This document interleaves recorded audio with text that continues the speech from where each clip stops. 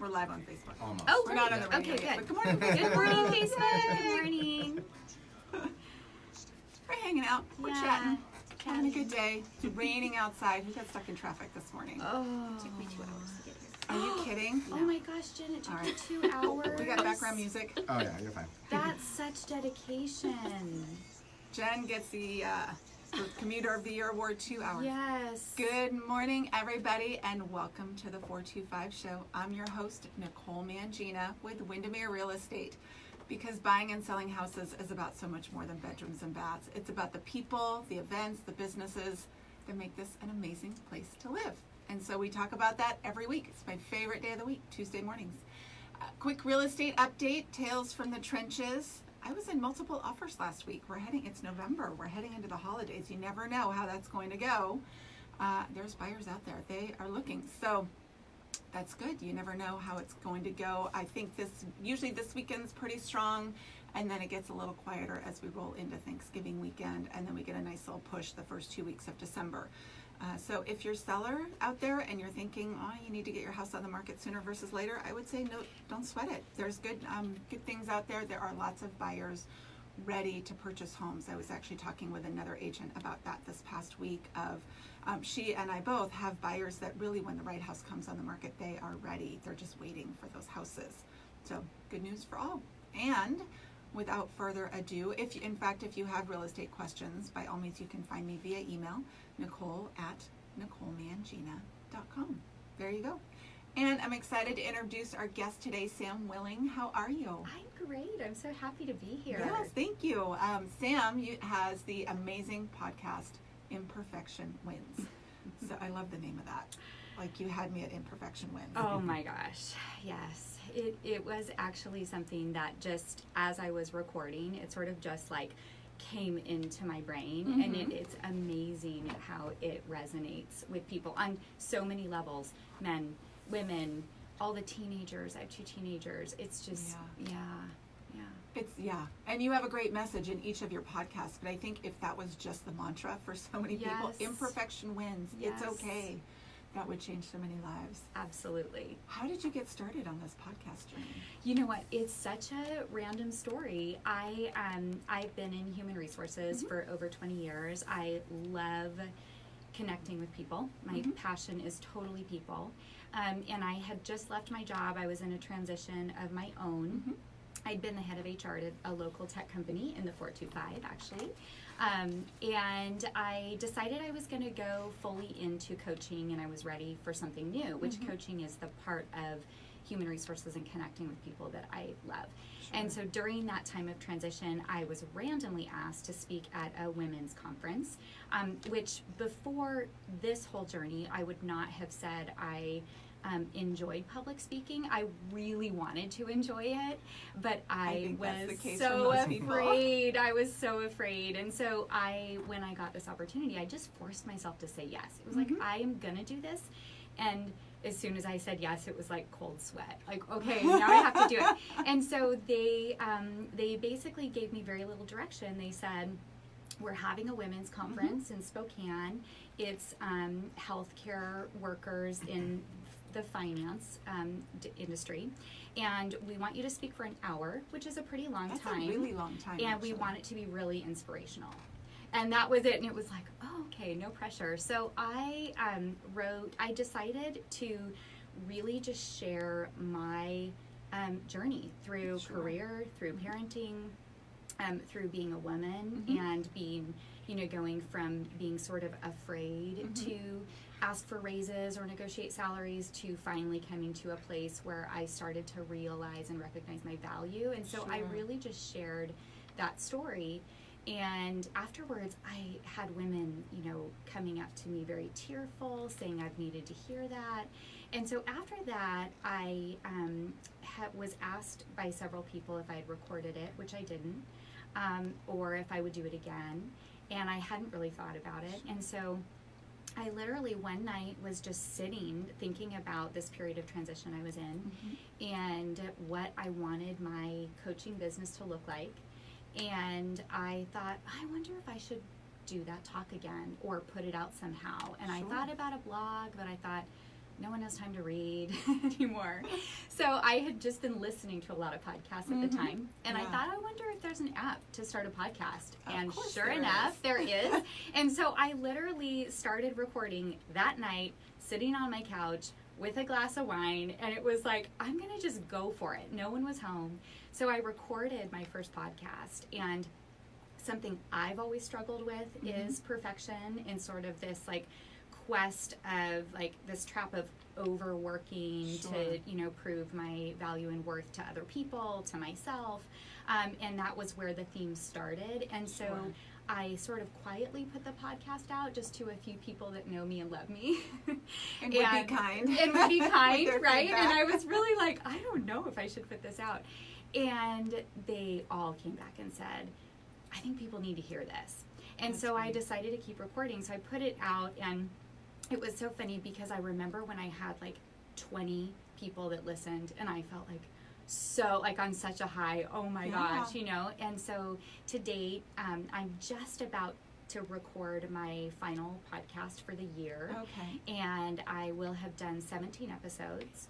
That's amazing. And I have, you know, about 6,000 downloads, which, you know, by big podcast standards is really not anything, but for me, it's like I think of it in terms of like the minutes that people have given me, and that makes it seem massive. Like those people gave me, each podcast is between, you know, 18 and 40 minutes long.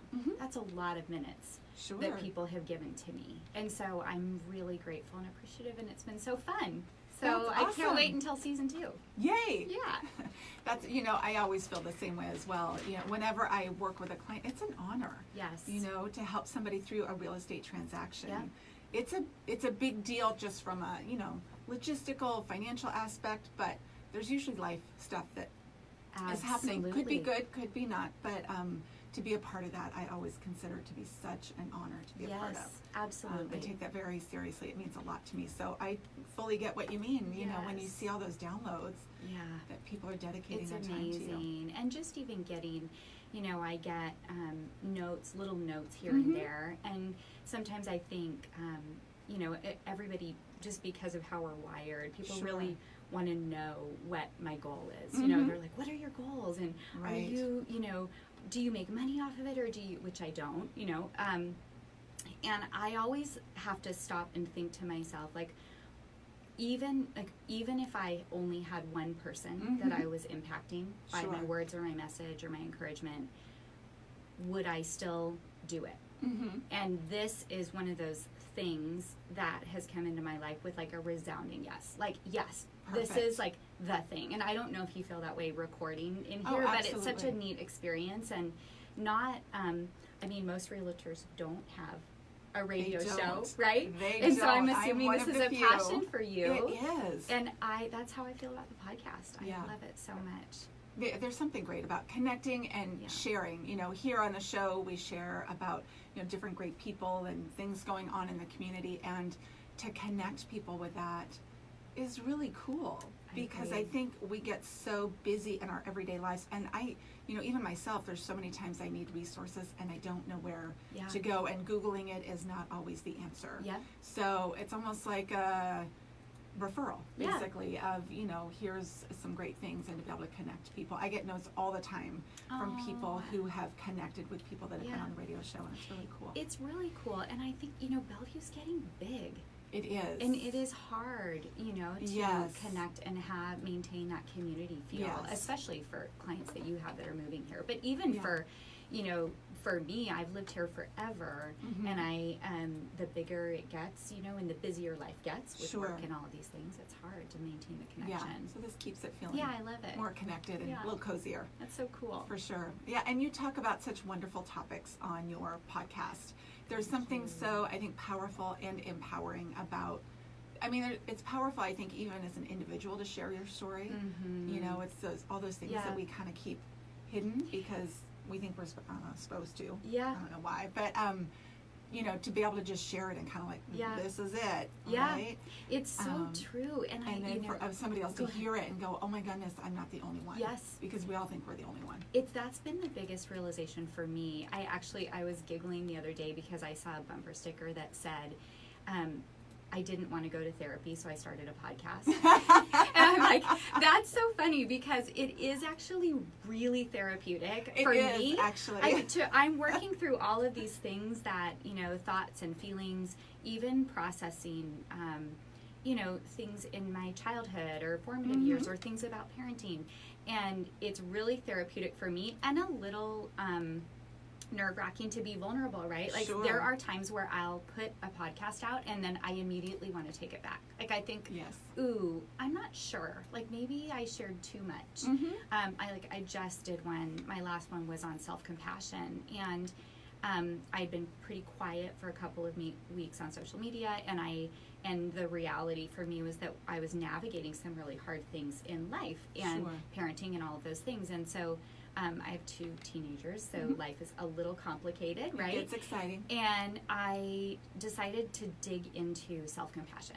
And Good so for I you. decided to do a podcast on that. And afterwards, it was one of those moments where I put it out there and I was like, I'm just being really honest.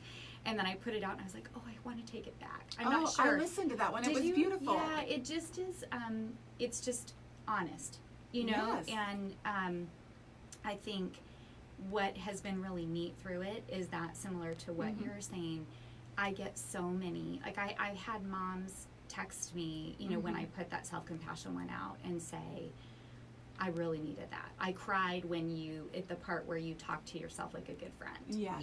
And those are the moments where it's like, okay, Yes. this is why I'm doing this. I'm just going to keep doing it. Exactly. It's so funny. I write a blog for real estate agents, and I can't tell. And it's pretty therapeutic because I write about whatever I need to hear. Yes. That yes. day. Yes. That's what they say we do. And so right. people, it's really like my therapy is writing this Yeah. blog. And so many times agents will email back, oh my goodness, you're in my head. How did you know? Well, because I'm right there with you. So I get it. Absolutely. And then you don't feel alone. And I Right. think that's the thing about, this whole idea of connecting, Right. like whether it's, what you're doing and having real estate kind of be the tie or the entry for that, or Sure. me, for me, it's the podcast and coaching and all of those things, all the things I talk about are things that are important to me in my life, but they've also really shaped my work. And so it's just, it is really an honor to be that connector. And I think there's so much loneliness now in the world. It's, yeah. Yeah. It's an epidemic. Yeah, it is. It's really sad. Yeah. And I think the beauty of it is when, we acknowledge our imperfections and work on them, but kind of do it in the open, it makes everything that we do so much richer. It's so true. It's so true. So it actually brings wonderful things to our work lives, our families, everything. It's so true. Yeah, it's so true. And I think I've gotten better as I go. I'm sort of learning as I go. But I think we all. the whole idea, like about the title Imperfection Wins, it came out of my own angst and struggle, and getting to a point where I'm like, I'm sick of this. Like I'm sick of. I have coached people forever, and the things that I coach them on and the advice that I give them, I don't actually live myself, and I'm sick of it. Like I need a coach. I need to, and so it's great. In fact, in my moments of weakness, because it's not all sunshine, my husband has often said to me, "It sounds like you need to listen to your podcast." It's like, yes, apparently I do. In our house, I have a gratitude journal that I write in every day, I love and that. every now and then, though, I'll get off track, and my husband will say, "You're a little cranky. You need to go write your happy book." Yes, and then come back. It's so true. It happens. Yeah, we all get off track.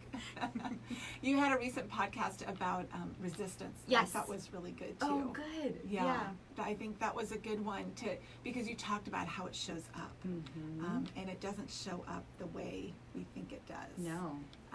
What are some of the ways that you were saying it shows up in the podcast? I think it's interesting. That was a really interesting journey for me, learning about resistance, because some of the ways, I don't know if you listened to the one that I was by myself, or I interviewed James Colburn, who's the one an that was author. Just you. Okay, you referenced him, but it was just so you. he covers this in his book, and I really started to think deeply about how it shows up for me. And for me, it shows up in little ways. For example, I know that I am my best self when I get up in the morning before everybody else, and I have at least 30 minutes by myself. I to have my coffee, I have a little journal, that I write in. I know that. I know I feel better when I do that. Sure. I can so quickly start hitting the snooze button, decide that I have more time or I'll do it later. It never happens. When I start my day without that, I'm not my best self. It's so obvious to me. Yeah. Or, another big one for me, just because my schedule is packed often, which can be its own form of resistance. For sure. Like, I can busy myself with my overcommitting. massive to-do list, and then I make all these excuses for why I'm not doing what I really say is important in my life. Right. So, like, exercise is a great one. Yeah. I am my best self when I exercise. I know that. I know I feel better. I know it's a point of stress relief for me. And yet, I will find myself, scrolling on social media, which is a big one, a new one for me since I've journeyed into this whole podcast thing, because I wasn't a social media person before. Or I'm tired, I had a long day, and I decide that sitting by the fire with a glass of wine sounds better than going and getting my workout in. And you know what? I never feel better. No. Same. And it's not the same as guilt. I don't feel guilty. I just don't feel... You just kind of feel, Yeah. I just feel, I don't feel energized. Yes. So those Same. are some of the ways for me, but the busyness for me is a huge one. Like, I will fill my... I think that is a huge thing for a lot of... It is for me as well. Yep. I think a lot of people do that and Yes. don't realize that that is resistance. Yes. The amount of things they pack into their schedule... They really have nothing to do with anything. I mean, No. you could take half of them off. Right. And be fine. Yep. That's always my first stress reducer. In fact, it's coming. It makes me laugh. We're going into Thanksgiving. Yes. Happens every year. The first week of December, I'm like, what's the big deal? Yep. It's the holidays. I got this Yep. thing under control. The second week, I start to hyperventilate. Yeah. Yes. And then by the third week, I think, who cares? Yeah, who cares?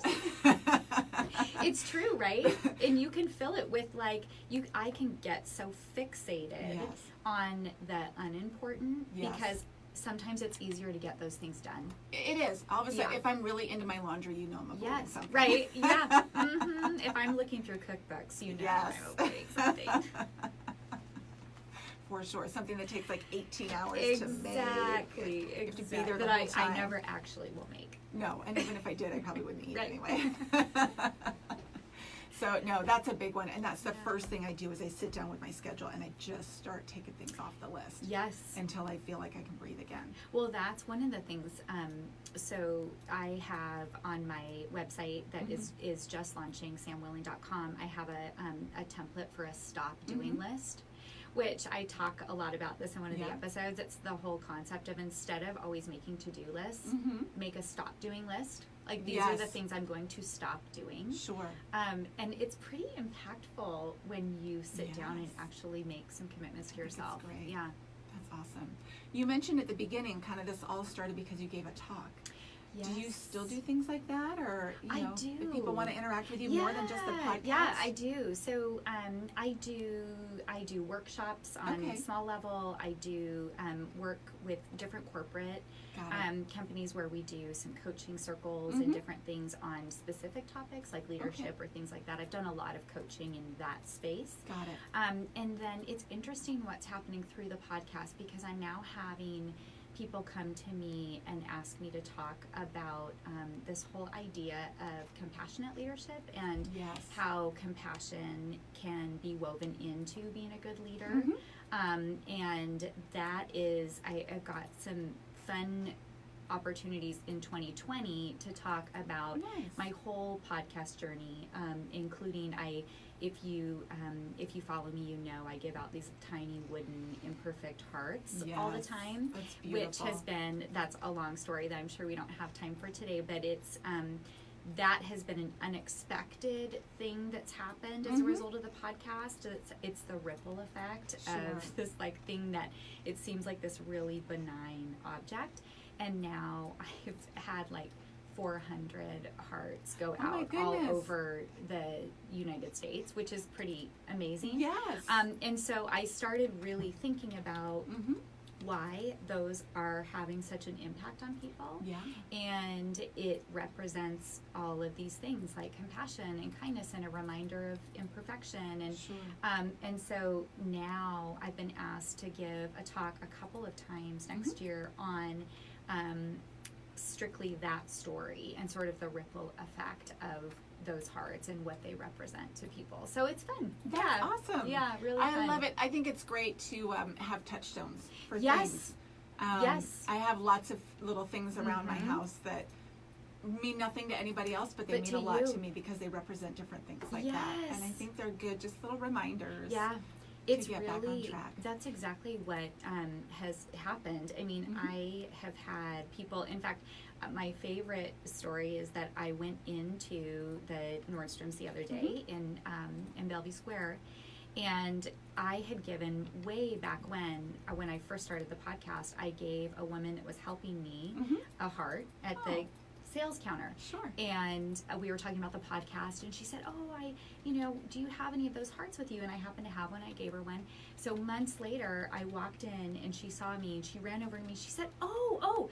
She pulled it out of her shirt, Oh, that's and so she sweet. said, "I have this with me every day."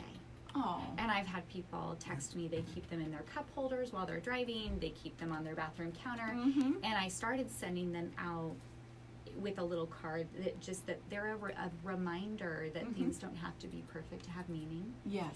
And so, just like you're saying, they become a touchstone for Absolutely. for a lot of people. Yeah, that's Yeah. great. Well, and it kind of goes back to your compassion thing. I think Yes. compassion for yourself, especially going Yes. into the next couple weeks, Yes, is so huge. It's so There's so many huge. things that, especially one of your podcasts, you were talking about social media Yes. and Elizabeth Gilbert just kind of yeah. rolling with it. When she versus, says, "I don't navigate it." Yes. Oh, yeah. that was Wasn't so, that like a life-changing. relief? Yes. Like, oh, okay, I don't have to navigate this. Yes. Yeah. Or even participate. Like, this is actually kind of the time of year to not participate. Yes. Because in my mind, because as much as I love everybody out there that I am connected with on social media, some of them are super crafty, some of them Oh are my gosh. super gourmet cooks. and, Yes. I'm like Yeah, more you can inadequate be by left. the post. Yeah, you can be left feeling so bad I know. about all the things you're not doing or don't have Yes. time to do. There are handmade holiday Yes. things that I'm like, I think it's amazing. Yes. I'm so happy for them Yes. that they can do that.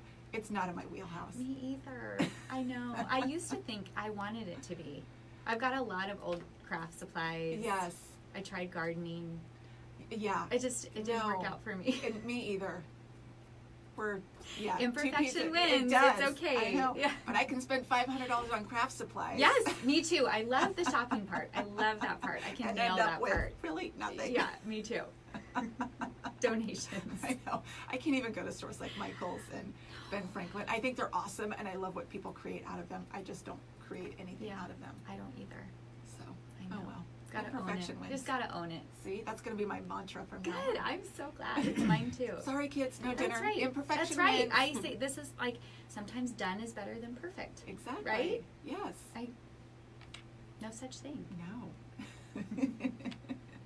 Do you have some things that you're excited about? Well, you mentioned your workshops and your talks with your podcast in the Yes. coming year. Yeah.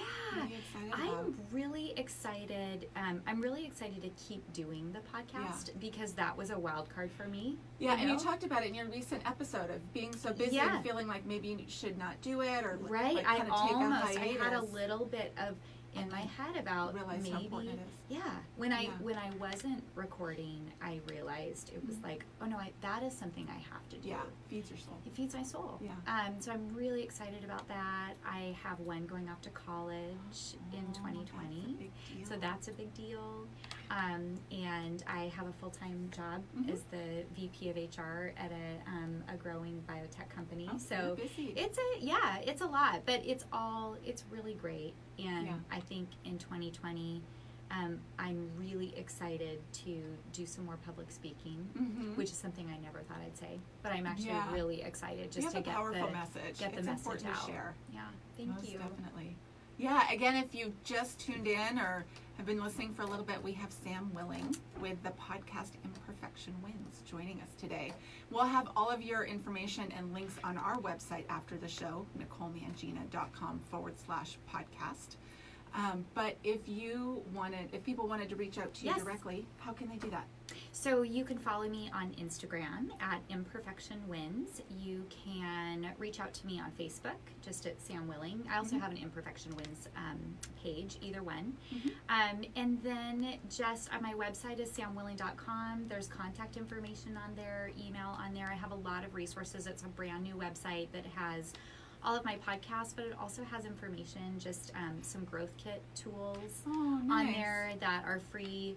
I put out a newsletter monthly, so I hope everybody will reach out, and I'd love to connect with anyone. And if you want hearts, you can find them on my website, and you can find the whole story about them on my website. So. Awesome. A quick version of the story. It's somebody that your father knows. Yes, yeah. Who has some medical issues. Yep, it's a guy who is awesome and has just had a really rough life and started making these really tiny wooden hearts, more for a hobby, and it's turned into, I started ordering them from him and paying them from him, and it's turned into a little income for him, and it's also turned into this massive message around imperfection and compassion. And his name is Gary, and he is continuously tearful and overwhelmed that I now call him an artist, and affirm just that he's touching people's lives. So really awesome story. If you have a chance, go